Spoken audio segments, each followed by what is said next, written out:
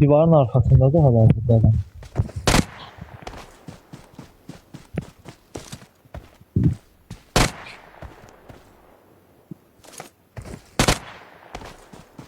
Hazırlanırsan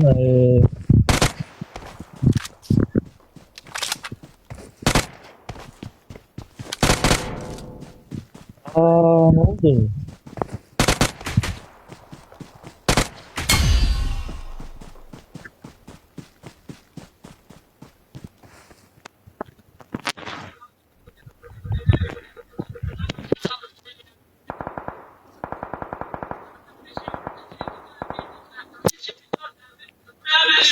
Palit eləməyib oynasan ban verən deyilsən.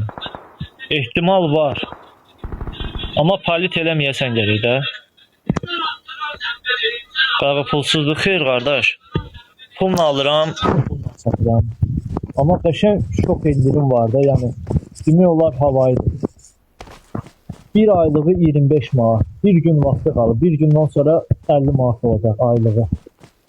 Bütün silahlar, maşınlar, paltarlar, hamısı desenləri var.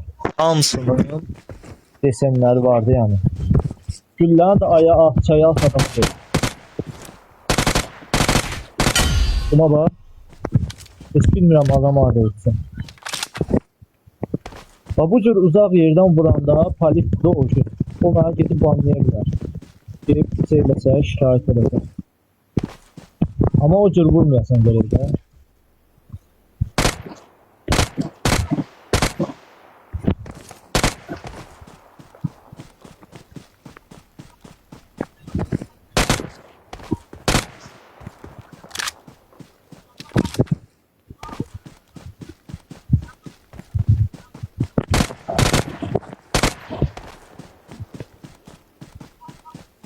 Bildim ben. Bak ya.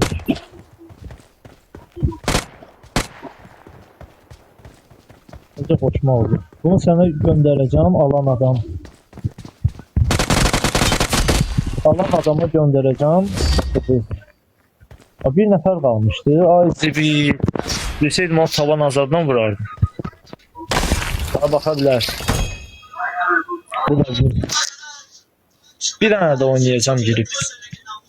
Özü de bu hesap misafir hesabı değil ha kardeşler. Öz hesabım da 31 seviye.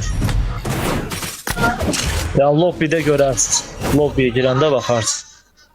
WoW-a gir. WoW-a girin. Ban verib verməməsi üçün naboru cəmaat deyir ki, Erangelə gir. WoW-a girin. WoW-da nəyə oynamağımı istəyirsən? Nəyə görmək istəyirsən WoW-da?